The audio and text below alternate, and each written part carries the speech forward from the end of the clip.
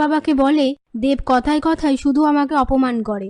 দেবকে যদি সরিয়ে দেয়া যায় তাহলে এই বাড়ির কারোর অত সাহস নেই যে আমার চোখের দিকে তাকিয়ে কথা বলবে। জটা বাবা পূর্বাকে বলে, মাথা ঠান্ডা করে কাজ করতে হবে, আর কালকের মিটিংয়ের সভায় সবাইকে বলবি যে ওরা আমাকে কিভাবে হেনস্থা করছে। এই বলে জটা বাবা পূর্বার কানে কানে একটা প্ল্যান বলে। এদিকে দেব পারোকে বলে, আমি পার্বতীর খোঁজ পেয়েছি, ওর সাথে দেখা হয়েছিল। এই কথা শুনে পারো বলে, তাহলে আমি তোদের এবার বিয়ে দেব, তুই ওকে বাড়িতে আনলি না কেন?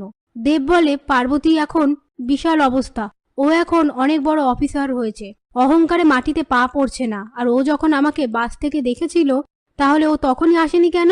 ওর আসতে হবে না।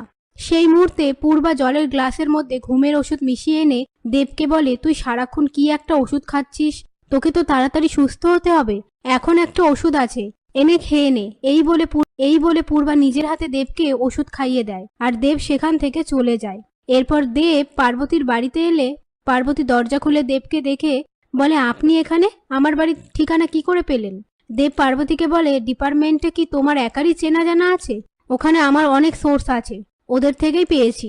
হঠাৎ করে দেবের মাথা ঘুরে গেলে পার্বতীর গায়ের উপর পড়ে যায়। পার্বতী দেবকে বলে, আপনার কি হয়েছে?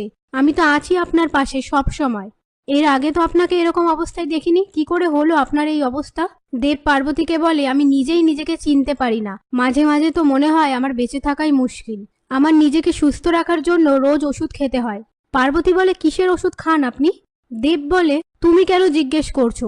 তোমাকে এরকম মানায় না, বরঞ্চ তুমি আমাকে জেরা করো এত রাতে আমি তোমার বাড়িতে কেন এসেছি। পার্বতী বলে, আমি জেরা কেন করব?